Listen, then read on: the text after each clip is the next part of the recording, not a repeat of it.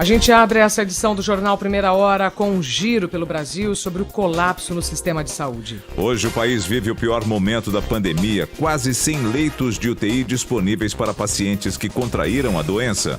Na região norte, o avanço da doença é preocupante. De Manaus, no Amazonas, o repórter Maurício Max traz os detalhes. Bom dia, Maurício. Bom dia, Isabela. Bom dia aos ouvintes da Bandeirantes. O avanço de casos da Covid-19 nos estados da região norte do país ainda é preocupante. São mais de 1.180.000 infectados, além de 27.800 mortes. Grande parte dos estados apresenta evolução dos casos e superlotação em hospitais públicos, com exceção do Amazonas, que tem registrado diminuição em números relacionados ao coronavírus. A fila por leitos, por exemplo, chegou a ter 600 pessoas em janeiro e no momento tem 59 pacientes. A taxa de ocupação de leitos de UTI está em 82%. As restrições de isolamento na capital Manaus tiveram relaxamento e a abertura do comércio, restaurante e shoppings está permitida desde o dia 22 de fevereiro, apesar da atual situação estar na fase vermelha da Covid-19, considerada de alto risco de contaminação. Os estados como Rondônia, Pará, Roraima e Tocantins estão em fases críticas da pandemia. Os respectivos governos decretaram medidas rígidas de isolamento recentemente. Em Porto Velho, capital rondoniense, não há leitos disponíveis e o governo tenta ampliar mais unidades para comportar pacientes hospitalizados. Volto com vocês aí no estúdio. No Nordeste, a situação não é diferente. Vamos a Fortaleza, no Ceará, saber as últimas informações com o repórter Sávio Manfredini. Sávio, muito bom dia a você. Muito bom dia, Nelson. Bom dia, ouvintes da Rádio Bandeirantes. Até o próximo dia 18, só podem funcionar aqui em Fortaleza as atividades essenciais. A capital cearense passa por um novo lockdown a partir desta sexta-feira.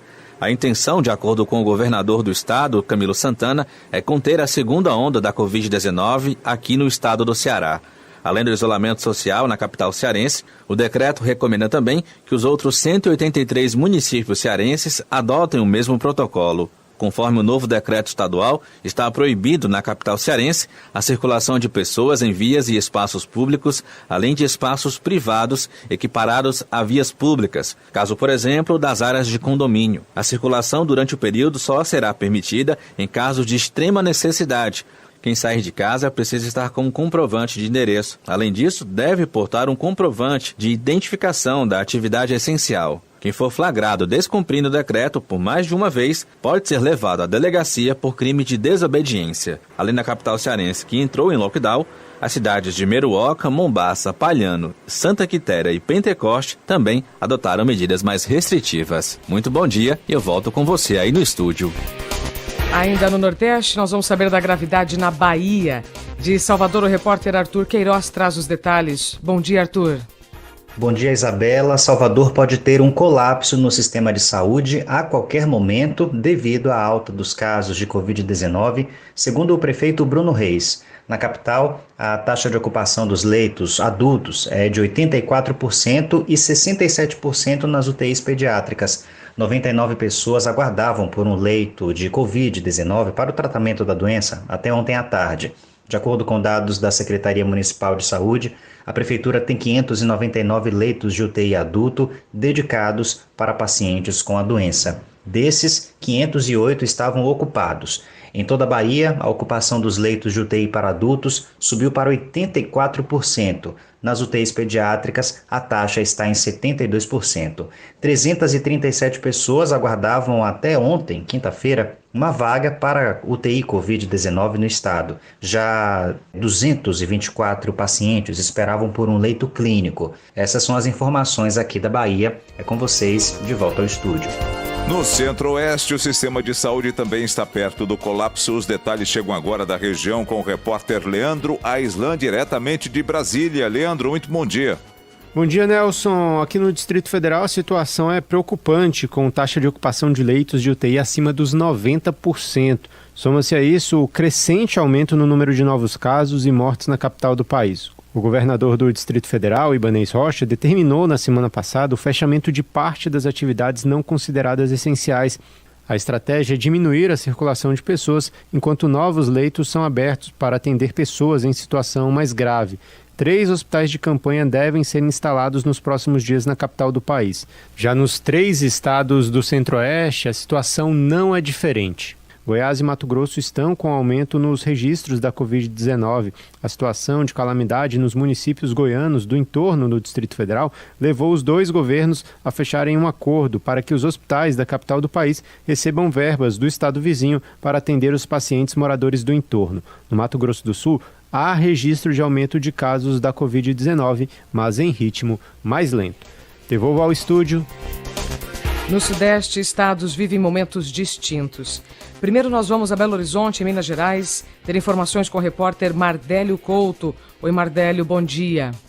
Muito bom dia também para você, Isabela. Bom dia também para o ouvinte da Rádio Bandeirantes. Atualizando os números aqui na capital dos mineiros, a situação da pandemia. Pela primeira vez na semana, o índice de transmissão do coronavírus atingiu o nível amarelo, que é um índice intermediário.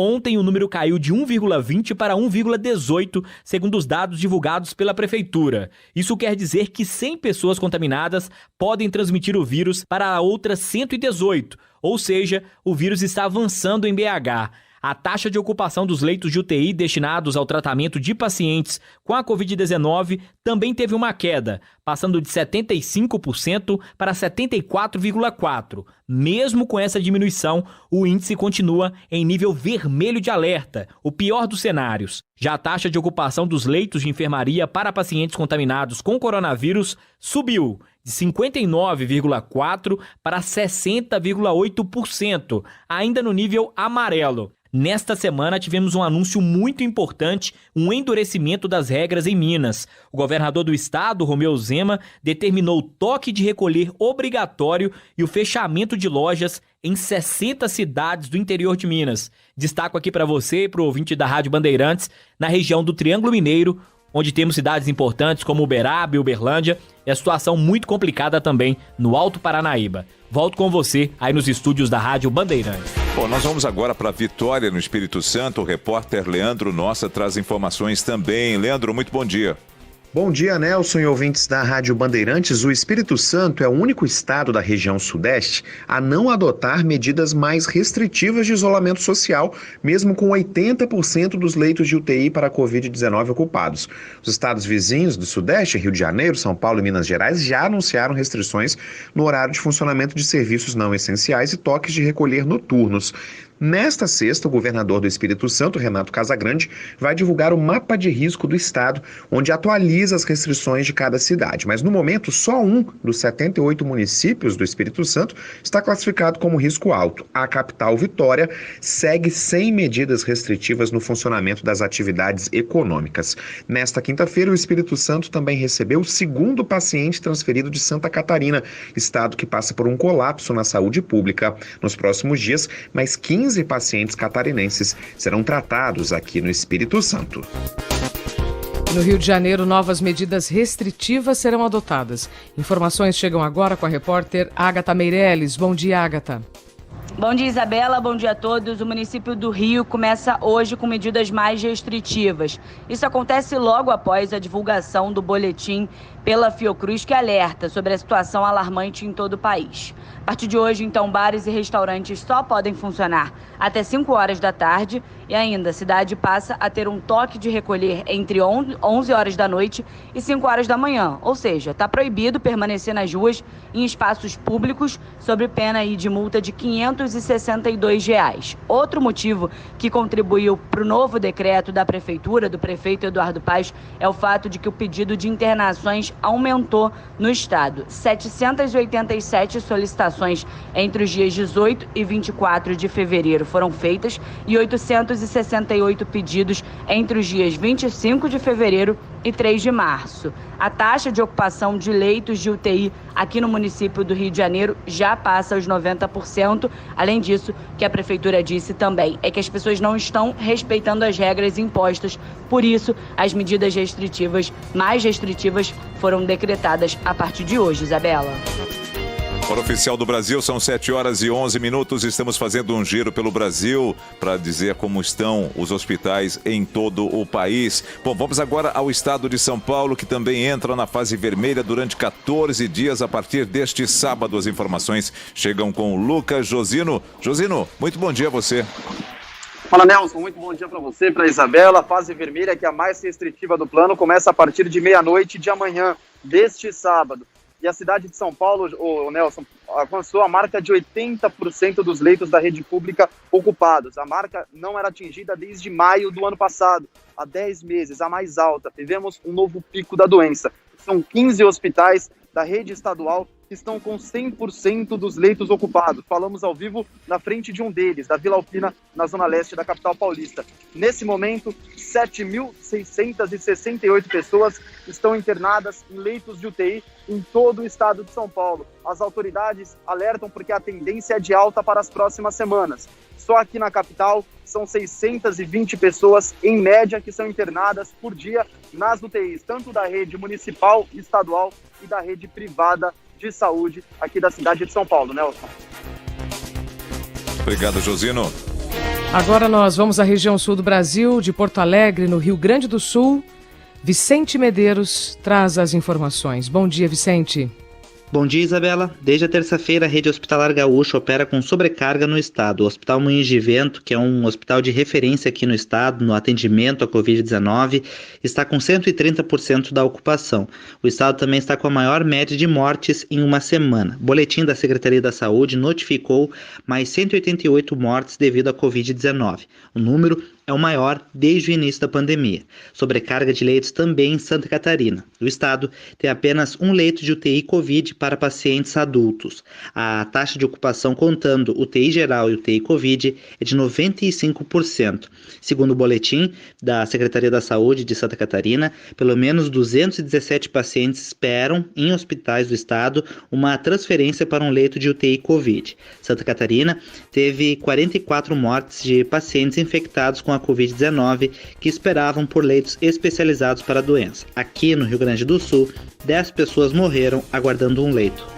Bom, para encerrar o giro pelo Brasil com os nossos repórteres espalhados por todas as regiões, vamos agora a Curitiba, no Paraná. Informações com o repórter Cleverson Bravo. Cleverson, bom dia. Bom dia, Nelson. Bom dia a quem nos acompanha. A situação no Paraná também segue muito grave. Dos cerca de 1.400 leitos de UTI do SUS exclusivos para o coronavírus, apenas 53 estão livres aqui no estado. A taxa de ocupação está em 96%. Até o final da manhã de ontem, mais de 500 pacientes aguardavam internação. Pela Central de Leitos Metropolitana de Curitiba, eram 253 pacientes na fila. 95 aguardavam uma UTI. Ontem, o ministro da Saúde, Eduardo Pazuello, esteve em Cascavel, no oeste do Paraná. A região tem 98% de ocupação dos leitos de UTI do SUS exclusivos para o coronavírus. Os 4 hospitais dedicados à pandemia na rede pública não têm mais vagas para novos pacientes em Cascavel. Ambulâncias do SAMU têm que ficar retidas para acomodar quem aguarda a transferência. A cidade recebeu 15 respiradores e mais 66 leitos vão ser ativados. Devolvo ao estúdio. Nas últimas 24 horas, o Brasil registrou 1.699 mortes confirmadas por Covid, segundo o Ministério da Saúde. O total de óbitos já ultrapassa os 260 mil. Foram 75 mil novos diagnosticados de Covid, passando dos 10 milhões o número de confirmados pela doença.